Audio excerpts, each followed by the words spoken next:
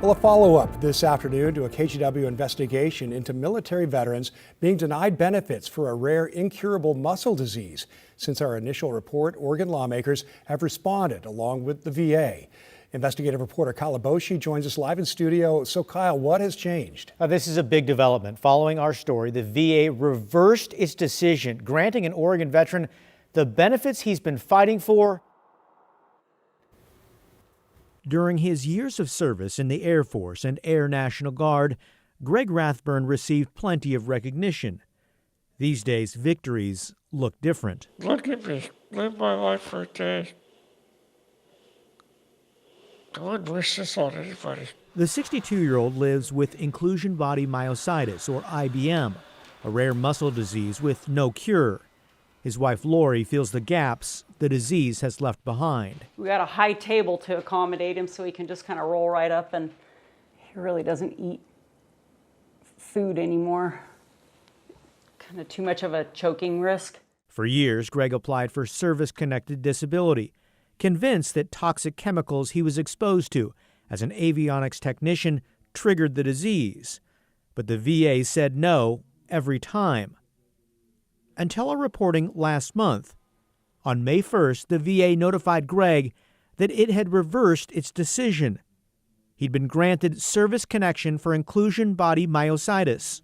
After more than a decade of denials, Greg finally got the answer he'd been fighting for: full benefits. It's beginning to sink in, and it's a wonderful feeling. You know, I just can't tell you how life-changing it is. In a letter, the VA said it got it wrong because it failed to review more recent VA treatment records, failed to recognize new evidence, and relied on an examiner who failed to reach Greg by phone to confirm symptoms before completing the report. It's been a long time coming. Across the country, we found veterans with IBM fighting a similar battle, fighting for disability benefits. The Veterans Administration does not recognize inclusion body myositis as a disease that exists. Every doctor you go into and you say, well, what do you have? He said, IBM. Never heard of it. It's a disease most people don't even know they have until they get to the point where they're falling down. Studies suggest veterans may be diagnosed with IBM anywhere from 6 to 19 times more often than the general population. That's a wide range. The problem is nobody formally tracks IBM diagnosis. Senator Ron Wyden of Oregon would like to change that. In an April 30th letter, Wyden urged the VA to consider creating a dedicated registry for veterans with IBM while scientific studies continue on whether the disease should qualify for automatic benefits, writing, "The steps to establish presumption take a long time, and veterans affected by this incurable disease suffer physically, mentally, and financially while this scientific review is underway."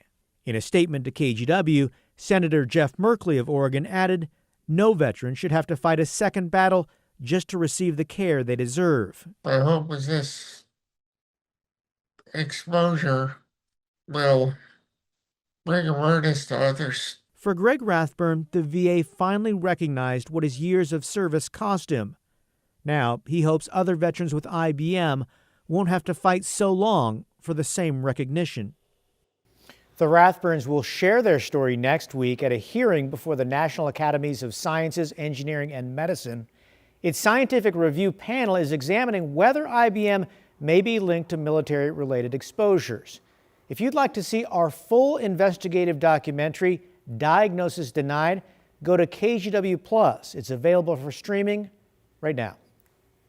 Great to see some progress there, Kyle. Thank you.